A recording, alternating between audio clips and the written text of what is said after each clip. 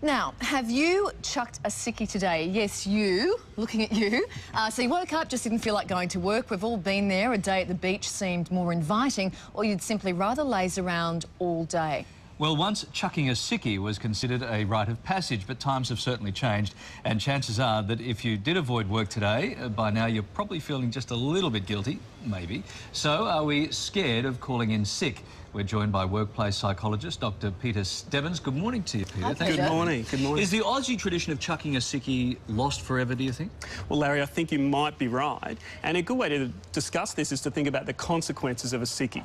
A few years back, if I got that camera hit me at the cricket, you know, when I was ducking as they did a pan, what would happen to me? Well, personally, I lost my sick day.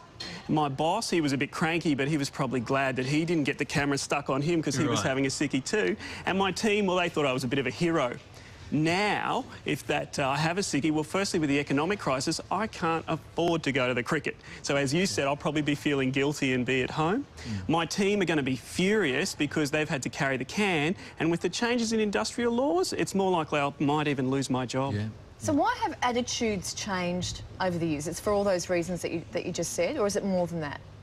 I'd like to believe there's two things there, Kylie. One is about, yes, there's the economic meltdown, all those things, our personal debt levels. But I'd also like to believe we're more focused in times of crisis with team spirit.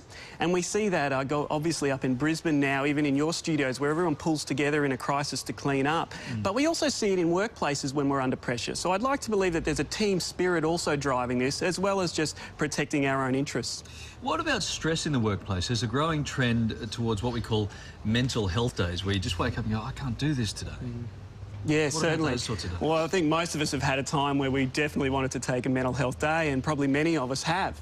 The thing about that, of course, is that mental health days don't help ourselves. Again, because we worry, you know, as a psychologist, when we have idle time, that's when we ruminate or worry the most. So we want to avoid mental health days if we can, and not let it get to the point in the first place where we even needed one. So you think it's worse because you're sitting at home and it's all going around in your head, which makes the problem even worse? Yeah, well, I don't know about you, Kylie, but have you been back when perhaps studying, or have you ever procrastinated, had time? I'm a big procrastinator. Right, and is it better to just get on with it, or plan to get on with it? Yeah, get on with it. Should I lie down on the couch? I feel like I'm having a session. Oh, it's only 20 to 10, I don't know. Probably not. So that's all we're saying. It's better to be at work and get on with being at work, make a contribution and help your team, than to perhaps sit at home even though you're frustrated and tired, because at the end of the day you'll probably worry and procrastinate. Sure. All right, what happens when the urge to chuck a sickie kicks in? Yeah, what do you do? fantastic. What are the tips? Well, I think we go back to that two-pronged approach. One is be a team player and think about the impact that you're having with the team. Work provides you a lot of focus and direction, so never underestimate the meaning and purpose and importance of work. What about this employer one? What do you mean by that?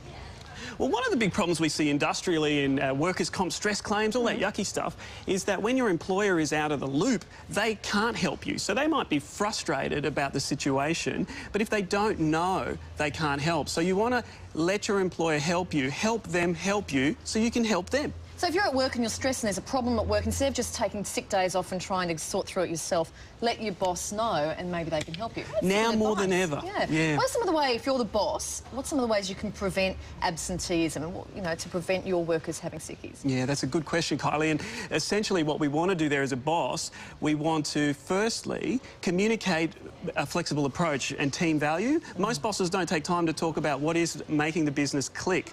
So if I've got very little time and I'm very stressed, I want to do the right thing by my boss. And secondly, do some team building, get people together, help people get to know each other and be focused on the job. Yeah. Now, all of these tips work if it's a reasonable boss and it's a reasonable employee, right? Yeah. This can fall apart when they're not good relationships, and that's where you might need to get some other help.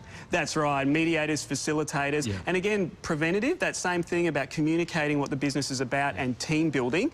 Do that before there's a problem if you're a boss. OK, Peter, that's terrific advice. Thank you so much for shedding some light on it for us this morning. I was going to chuck a sickie on Monday, but now I'm going to come and work through my problems with you. I never have. I've never chucked a sickie. Really? That's why you get Employee of the Month. Can I have a gold star now? Employee of the Month. Yes, you get a pen.